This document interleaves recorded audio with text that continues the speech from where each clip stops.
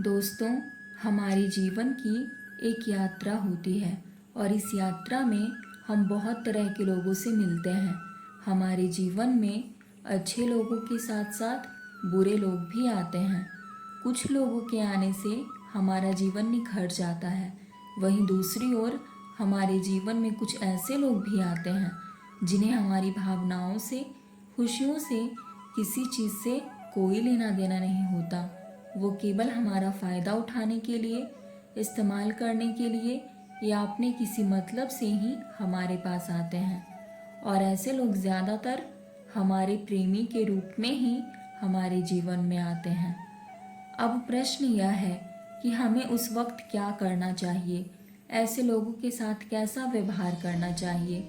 ऐसा वक्त आते ही कुछ लोग बहुत घबरा जाते हैं, बुरे ख्याल अपने दिमाग में लाते हैं और ऐसा सोचने लगते हैं कि उस इंसान के बिना मेरे जीवन में कुछ है ही नहीं, अब मेरा जीवन बेकार हो चुका है, अपना अस्तित्व ही खो बैठते हैं। तो ऐसे में आपको बिल्कुल भी घबराना नहीं है। मन को शांत करके खुद को यह समझाना है कि अच्छा हुआ कि एक बुरा और धोखेबाज इंसान आपके जीवन से चला गया। ईश्वर ने आपके रिश्ते को ऐसे मोड़ पर लाकर खड़ा कर दिया कि आप एक गलत इंसान के साथ अपना पूरा जीवन व्यर्थ करने से बच गए। और आपको यह बिल्कुल नहीं सोचना है कि अब मेरे जीवन का क्या होगा, क्योंकि ईश्वर अगर हमसे कुछ छीनते हैं तो उससे और बेहतर देने के लिए, इसलिए आप घबराइए मत। कुछ लोग ऐसे इंसान से जिंदगी भर नफरत करने लगते हैं और यही उनकी गलती होती है कि उन्हें कभी भूल नहीं पाते। दोस्तों, ये नफरत की आग आपको पूरा जीवन जलाती रहेगी। आप अपने जीवन को उनसे, उनकी यादों से कभी अलग नहीं कर पाएंगे।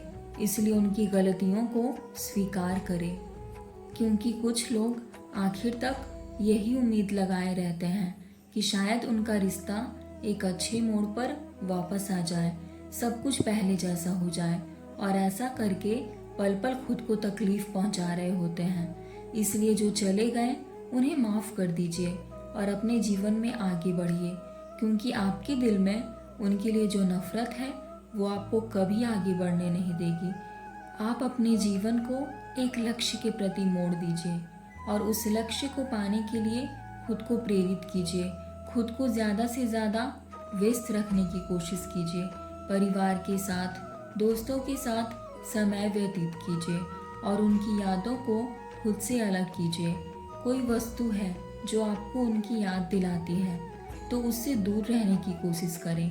केवल एक व्यक्ति के लिए आप अपने आप को न खो दें। आपका जीवन सिर्फ आपका नहीं है, आपसे आपके माता पिता की कुछ आशाएं जुड़ी हैं। अपने लिए और अपने माता पिता के लिए हिम्मत मत हारिए, खुद को मजबूत बनाइए, मन को बुरे ख्यालों से बचाइए और अपने लक्ष्य को पाने के लिए खुद को समर्पित कर दीजिए। इन परिस्थितियों में आप अपना थोड़ा समय भगवान की भक्ति में भी लगाइए।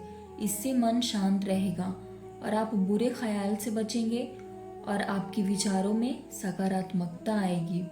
दोस्तों, मैं आपको कितने भी उपाय दे दूं, लेकिन जब तक आप हिम्मत नहीं करेंगे, अपने मन को नहीं समझाएंगे, उनके बारे में सोचना बंद नहीं करेंगे, तब तक आप आगे नहीं बढ़ पाएंगे।